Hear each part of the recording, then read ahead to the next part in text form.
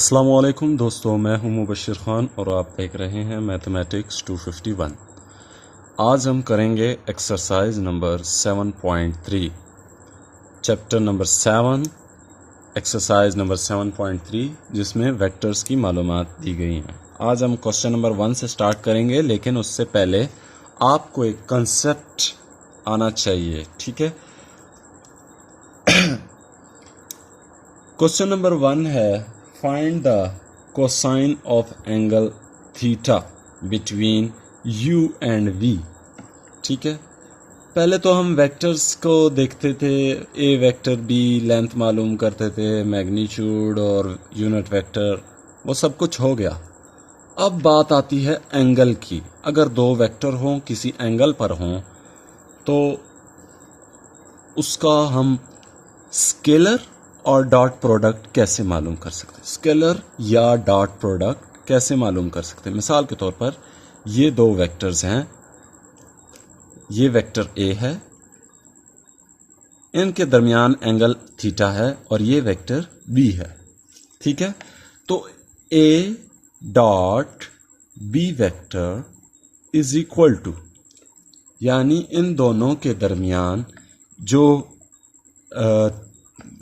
Dot product है, इसका formula, ये एक किस्म का फार्मूला ही होगा जो मैं अभी आपको दिखाने जा रहा हूं लिख के।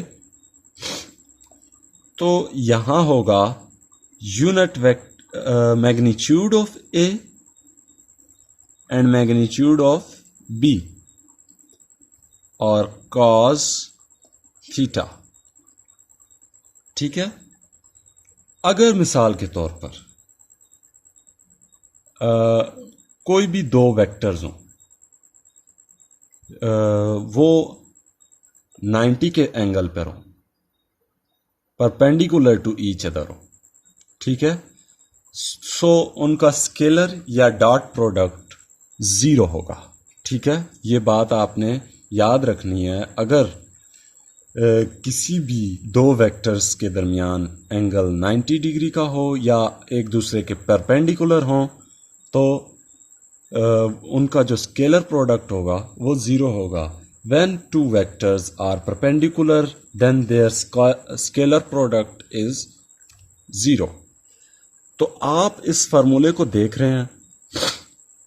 अगर हमें कहा जाए कि इनके दरमियान cos थीटा मालूम करें, ये चीज़ें आपको दी गई हैं, a डॉट बी और magnitude of a magnitude of b। तो क्या करेंगे हम, ये देखिए, यहां a डॉट बी उसी तरह है, डिवाइडेड बाय a वेक्टर, क्योंकि यहां मल्टीप्लाई हो रहे हैं तो ये नीचे आ जाएंगे, डिवाइडेड यहां आएंगे इक्वल के बाद, तो ये डिवाइड में आ जाएंगे, तो यहां cos थीटा। अब हमारा एंगल का ये फार्मूला बन गया। ठीक है, तो अब सवाल की तरफ चलते हैं और देखते हैं कि सवालात किस तरह हल होते हैं। कोई मुश्किलात नहीं है, लिहाजा सवाल करते हैं। तो स्टूडेंट्स, क्वेश्चन नंबर 1, एक्सरसाइज 7.3। हमारे पास क्वेश्चन नंबर 1 क्या है, बुक ज़रा सामने रखिए तो मैं आपको बताता हूँ। Find the cosine of angle theta, यानी कोसाइन, यानी हम जिसको कॉस बोलते हैं, ठीक है, shortcut form, cosine angle of theta between u and v। जैसा कि फार्मूले में हमने लिखा था a vector and b vector, उसी तरह यहां u एंड v दिया गया है और ये हमने फाइंड आउट करना है। ठीक है, तो u की वैल्यू हमारे पास क्या दी गई है, 3i प्लस j माइनस के। यहां मैं 1 अक्सर इसलिए लिखता हूं ताकि किसी को कोई कंफ्यूजन ना रहे। अगर सवाल में नहीं भी होता तो भी मैं लिखता हूं। ठीक है, और v की हमारे पास वैल्यू दी गई है 2i minus 1j plus 1k। ठीक है, तो u, अब जब ये चीज़ फाइंड आउट करनी है तो फार्मूला आपको पता है वो क्या है, cos theta is equal to u dot v divided by u v। ये आपने साइड पर करके लिखना है। ठीक है, ये एक एज अ हिंट, ठीक है, हिंट के तौर पे मैं आपको ये बता रहा हूं, ये फार्मूला यूज होना है। ठीक है,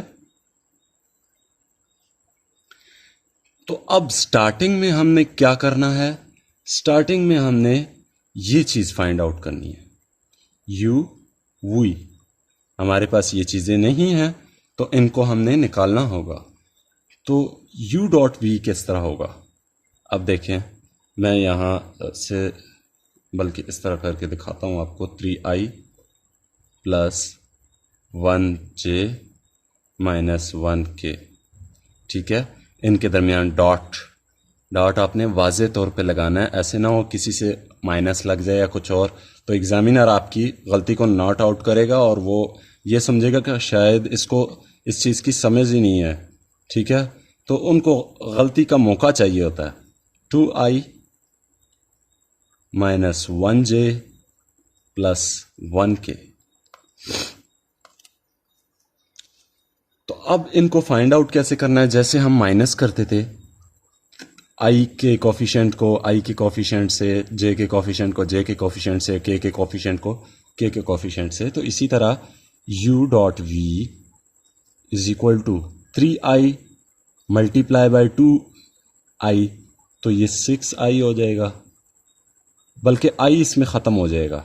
ठीक है, आपने i नहीं लिखना, i इनमें ख़त्म हो जाता है जब ये दोनों आपस में, ये हमेशा आप याद रखिएगा, u डॉट v का जो भी जवाब होगा उनमें i j k नहीं होगा। ठीक है, i इनमें ख़त्म हो जाता है। 3 मल्टीप्लाई 2 जार 6 plus 1 multiply by minus 1 is equal to minus 1, minus 1 multiply by plus 1 is equal to minus 1। तो हमारे पास इनका जवाब आया 4, यानी 6 minus minus minus 2, 6 minus 2 is equal to 4। u और v की हमारे पास, u डॉट v की हमारे पास वैल्यू आ गई। तो ये जो स्टेप है ये फार्मूले वाला, लिहाजा आपने इसको हरगिज़ इस पॉइंट पे आके नहीं लिखना। ठीक है, इस पॉइंट पे आके लिखेंगे ये तो एज अ हिंट है। क्या सवाल में जब बुक में हिंट दी गई होती है कि ये फार्मूला यूज़ कीजिए तो आप सवाल में वो भी लिख देंगे? नहीं, पेपर में इस तरह नहीं दिया जाता। ठीक है, ये मैंने एज अ समझाने के लिए आपके सामने लिख दिया, बल्कि आप जब पेपर करेंगे तो इस फार्मूले को एक साइड पर लिख लें, रफ अमल पे पेंसिल के साथ आपने इसको लिखना है। तो अब हमारे पास इस फार्मूले में ये चीज आ गई। अब magnitude of u and magnitude of v, ये दो चीजें मालूम करनी है हमने। तो वो कैसे मालूम करेंगे, एक तरफ मैग्नीट्यूड ऑफ u कर लेते हैं। ठीक है, मैं चूंकि कंजूस हूं तो जगह बचाने वाला हूं, और दूसरी तरफ मैग्नीट्यूड ऑफ v कर लेते हैं। ठीक है, मैग्नीट्यूड ऑफ u क्या है, वो है coefficient of under the root, लिखेंगे पहले, यहां भी अंडर द रूट। ठीक है, कोफिशिएंट ऑफ i का स्क्वायर यानी 3 square, plus coefficient of j का स्क्वायर, कोफिशिएंट ऑफ j क्या है, 1 है, प्लस कोफिशिएंट ऑफ k का स्क्वायर, उसके साथ माइनस है तो इसी तरह माइनस आ गया। ठीक है, ये k है। अब आइए v की तरफ, v है कोफिशिएंट ऑफ i का स्क्वायर, यहां 2 है, प्लस कोफिशिएंट ऑफ j का स्क्वायर, यहां -1 है, प्लस कोफिशिएंट ऑफ के का स्क्वायर यहाँ +1 है, ठीक है। अब u का कोफिशिएंट, u का जो मैग्नीट्यूड होगा वो क्या होगा, 3 3 9 +1 +1, तो u हमारे पास आ गया, u का मैग्नीट्यूड क्या आया, √11, ठीक है। v का भी इसी तरह फाइंड आउट करते हैं, √, यहाँ 2 2 4, माइनस मल्टीप्लाई बाय माइनस, तो ये प्लस हो जाएगा, यहाँ +1, यहाँ भी +1, तो v का हमारे पास मैग्नीट्यूड जो आया है वो है √6, ठीक है। ये हमारे पास कोफिशिएंट नहीं बल्कि मैग्नीट्यूड्स आ गई हैं। अब हमारे पास इतनी चीज़ें फाइंड आउट हो गई हैं, मालूम हो गई हैं, तो अब हम इसको डायरेक्ट फार्मूले पे अप्लाई करने की कोशिश करेंगे, यानी अब डायरेक्ट फार्मूले में वैल्यूज़ पुट करें। फार्मूला आपके सामने लिखा हुआ है, cos theta is equal to u.v, उसकी वैल्यू हमारे पास क्या आई थी, 4, ठीक है, डिवाइडेड बाय, आपने इस पॉइंट पे फार्मूला लिखना है, उसके बाद उसमें वैल्यूज़ पुट करनी है।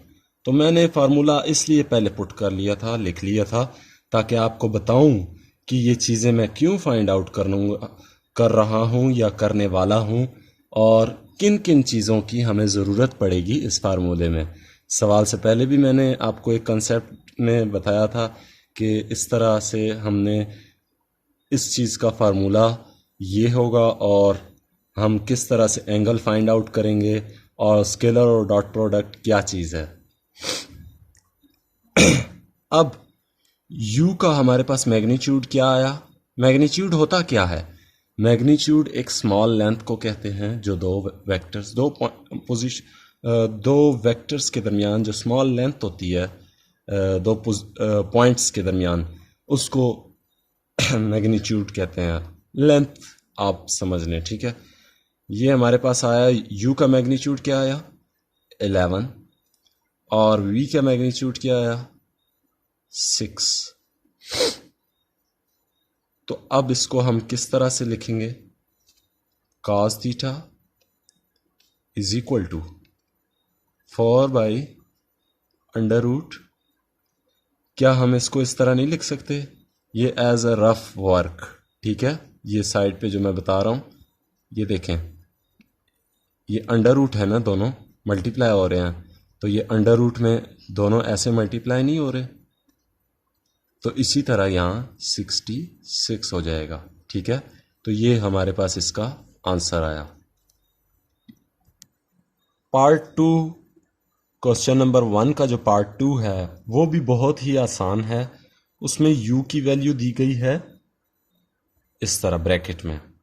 ये सिर्फ आपको कंफ्यूज करने के लिए कि क्या आप इस गेम को समझ पाए हैं।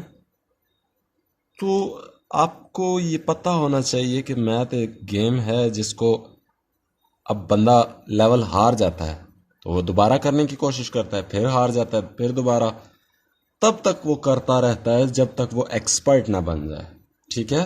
तो लिहाजा आपने भी मैथ की प्रैक्टिस बार बार एक सवाल की, एक फार्मूले की, वही चीज़ें रिपीट हो रही हैं। इसमें सिर्फ ये कॉस थीटा एक वाहिद चीज़ है जो तमाम चीज़ों से डिफरेंट है, और ये क्रॉस स्केलर प्रोडक्ट और डॉट प्रोडक्ट, ये एक जो है डिफरेंट आपके लिए आज का न्यू जो लेसन या फार्मूला है वो ये दो चीज़ें हैं, ठीक है।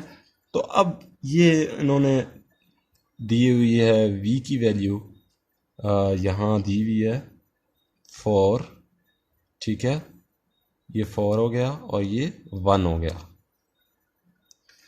आप इसको इतना कंफ्यूज ना लें, ना कंफ्यूज हों, इसका बहुत हार्ड ना लें। ये उसी तरह का सवाल है जैसे पहले सवाल पार्ट 1 दिया गया था। यहाँ माइनस लिखें, 3j लिखें, ये कॉमा नहीं आएगा, ठीक है। यहाँ फिर प्लस लिखें, 1k लिखें, ठीक है। बस ये क्या पहले सवाल पार्ट 1 की तरह नहीं हो गया। 2i, बस i लिखना है आपने, ये मिटा देना है, मतलब ये कॉमा आपने नहीं लिखना, प्लस 4j प्लस 1k। इसमें ये ब्रैकेट नहीं आएगी यहाँ। इसमें क्या मुश्किलात हैं? सवाल उसी तरह नहीं बन गया जैसे हमारे पास क्वेश्चन नंबर 1 था। ये देखें 3i, उन्होंने क्वेश्चन नंबर 1 के पार्ट 1 में जिस तरह उन्होंने दिया था 3i plus 1j minus k, अब इन्होंने क्या किया कि हमें सीधी सीधी जो है वो कांस्टेंट कोफिशिएंट्स दे दिए एक तरह के, और डायरेक्ट उन्हें अब उस पोजीशन पे लाना हमारा काम है। हमने क्या किया, इसको कोफिशिएंट ऑफ i बनाया, कोफिशिएंट ऑफ j बनाया और कोफिशिएंट ऑफ k बनाया। इसी तरह इसको भी कोफिशिएंट ऑफ i बनाया, j बनाया और k बनाया। इनमें से कॉमे ख़त्म किए और जो प्लस और माइनस के साइंस थे वो लगा दिए। अब आगे वही प्रोसेस होगा जो क्वेश्चन नंबर 1 के पार्ट 1 में हुआ था, वही प्रोसेस इस पार्ट 2 में भी होगा। आप पार्ट 2 नहीं है, ये पार्ट 4 है, ठीक है। पार्ट 2 आप कर लीजिएगा, वो भी पार्ट 1 की तरह डायरेक्टली सिंपल सा एक स्टेटमेंट दी गई है। तीसरे में हो सकता है आपको ये दो चीज़ें दी गई, यहाँ इसके बाद स्क्वायर ब्रैकेट डाल के क्लोज कर दिया गया, ये दो चीज़ें दी गई हों और u की भी ये दो वैल्यूज़ v की और दो वैल्यूज़ u की दी गई हों, तो उसमें आपको मैं एक तरीका बता रहा हूँ। उसमें भी आपने i लिखना है और j लिखना है, ठीक है, और किसी चीज़ की ज़रूरत नहीं है। k का अगर आप 0 भी लिखते हैं, 0 0 होता है, उससे कोई फ़र्क आपके क्वेश्चन को नहीं पड़ेगा। तो ये आपने खुद करना है ये सवाल, ठीक है। आज की वीडियो यहीं तक थी। आप इस वीडियो को हम चाहते हैं, ये नहीं चाहते कि आप सब्सक्राइब करें, लाइक करें, जो भी करें। हम ये चाहते हैं कि ये वीडियो लोगों तक पहुंचे। आप तक तो पहुंच गई, उन लोगों तक पहुंचे भाई जो लोग इस चीज़ से बाखबर हैं, बेखबर हैं, जिनको इस चीज़ का इल्म ही नहीं है, उनको पता ही नहीं है कि यार इस प्लेटफॉर्म पे, यूट्यूब पे या किसी और पे समझाने वाली अपॉर्चुनिटीज़ भी दी गई हैं, फैसिलिटीज़ भी दी गई हैं। तो लिहाजा हमें चाहिए कि इन चीज़ों पर गौर करें। इसको आप बल्कि हाँ लाइक कर दें या सब्सक्राइब कर दें, इसी तरह से ये ऊपर आएंगे ये सवालात। अगर कोई स्टूडेंट यूट्यूब खोलता है तो उनके सामने ये सवालात आएंगे, तो वो इन पे प्रेस करेगा। अच्छा, हमारे चैनल को बनाने का मकसद ही ये है कि उन तलबा को जो एकेडमी नहीं ज्वाइन कर सकते सिर्फ इस वजह से कि उनके वालिदैन अफोर्ड नहीं कर सकते, और ना वो ये अफोर्ड कर सकते हैं, और कुछ तो ऐसे हैं, अल्लाह उन पर रहम फरमाए, कि जो अपने बच्चों को प्राइवेट पढ़ा रहे हैं, उनसे काम करवा रहे हैं बच्चों से, ताकि उनकी फाइनेंशियल प्रॉब्लम्स को सॉल्व किया जाए। और एजुकेशन उनको प्राइवेट, यानी रेगुलर स्टूडेंट नहीं होते, वो प्राइवेट हो जाते हैं और घर में बैठ के तैयारी करते हैं, उनको कोई टीचर नहीं होता।